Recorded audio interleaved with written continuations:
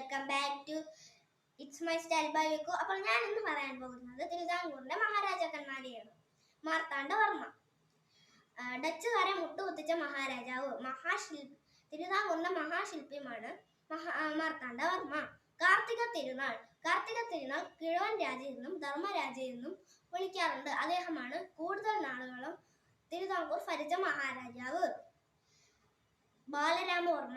ബാലരാമവർമ്മയാണ് അശക്തനായിട്ടുള്ള തിരുവിതാംകൂറിന്റെ മഹാരാജാവ്. അദ്ദേഹത്തിന്റെ ദളവയായ വേലുത്തമ്പി ദളവയായിരുന്നു അന്ന് തിരുവിതാംകൂറിന്റെ കാര്യങ്ങളെല്ലാം നോക്കി ഭരണം നടത്തിയിരുന്നത്.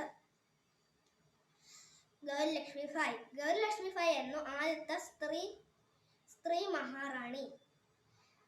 ഗൗരി പാർവതി ലക്ഷ്മിഭായ് വിദ്യാഭ്യാസം ഗവൺമെന്റിന്റെയാണെന്ന് പറഞ്ഞ ആദ്യത്തെ ഭരണാധികാരിയായിരുന്നു ഗൗരി പാർവതി ലക്ഷ്മിഭായ്. സ്വാതി തിരുനാൾ രാമവർമ്മയാണ് ഇംഗ്ലീഷ് വിദ്യാഭ്യാസം തിരുവിതാംകൂറിൽ കൊണ്ടുവന്ന ആദ്യത്തെ ഭരണാധികാരി. ഉത്രം തിരുനാൾ മാർത്താണ്ഡവർമ്മ.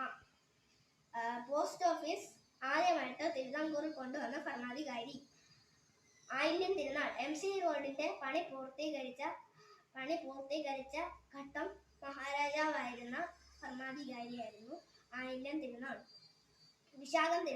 വിശാഖം തിരുനാൾ പണ്ഡിതനായ മഹാരാജാവ് എന്ന് തിരുവിതാംകൂറിൽ അറിയിക്കുന്നു.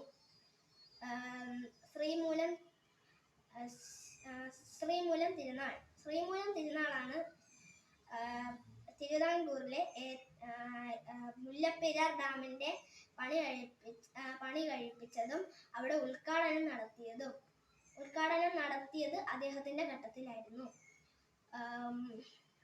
സേതു ലക്ഷ്മിഭായ്, 2 ഭാര്യമാരുള്ളത് നല്ലതല്ല